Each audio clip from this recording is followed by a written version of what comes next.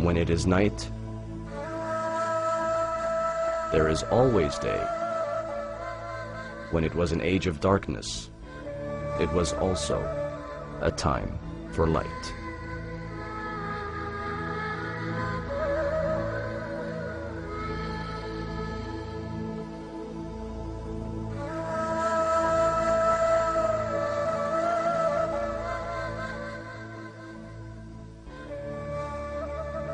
Islam's golden age was a time of prosperity and advancement, a flourishing civilization with a superior quality of life.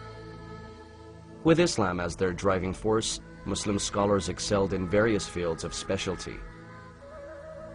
They were intellectually unrivaled, particularly in literature, science, and technology. What paved the way for Muslim scientists was the community's ability to sustain its growing economy. This was achieved with advances in technology, especially in the area of agriculture. Networks of wells continuously provided communities with water. Water-raising machines were used mainly for irrigation. Muslims made many advances in this area of technology, improving efficiency and automating many processes. The perfection of this utilitarian technology was the portal to the birth of fine technology, where it became a display of splendor and a status of prosperity. Art was no longer confined to paintings and pottery, but it also included scientific innovations. Around the year 1200 AD, and in the tradition of the Caliphate era in preserving and documenting knowledge, the Sultan commissioned Badi' al-Zaman Abul Izz Ismail bin al-Razzaz al-Jazari to write a great book that details his work. Al-Jazari was clearly an established engineer who understood all aspects of utilitarian and fine technology. It is evident from his book that he drew ideas from Archimedes of Greece, Hero of Alexandria, Philo of Byzantine, and other Islamic engineers such as the Banu Musa brothers and Ridwan ibn Sa'ati. Components from each of those names can be seen in Al-Jazari's designs. However, he did not just reproduce them, but he used the ideas as part of a grander design. He put together the Book of Knowledge of Ingenious Mechanical Devices. It consisted 6 chapters. Each chapter was dedicated to a particular type of device: water clocks, water raising, fountains, ritual wash basins, drinking games, and miscellaneous devices. The major categories are further subdivided to describing each device. The book did not just describe each device, but provided full construction details. This gave engineers the freedom to recreate or to further develop the work.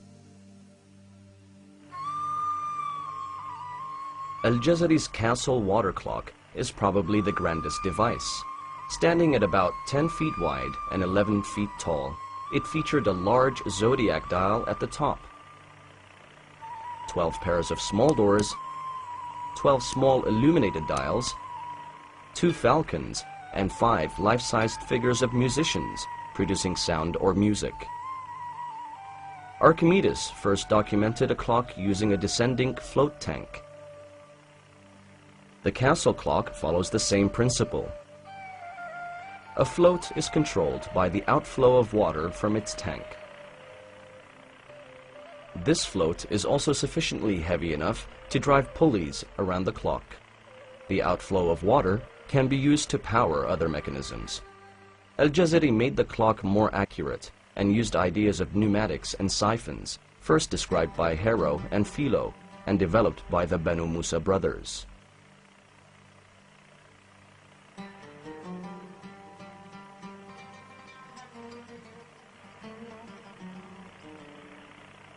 The elephant clock is another example of Al-Jazari's meticulously designed devices. By incorporating the elephant and the dragons, it displays faithfulness and gratitude to Indian and Chinese engineering.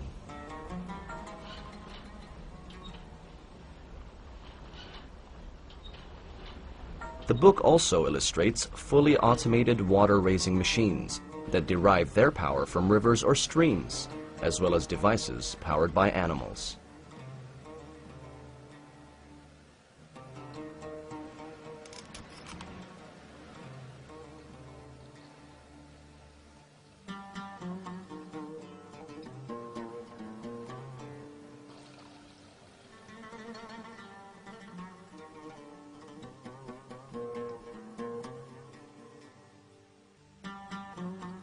If one can sum up Al-Jazari's contribution to science, it would be that he is the one who introduced the concept of automation to engineering.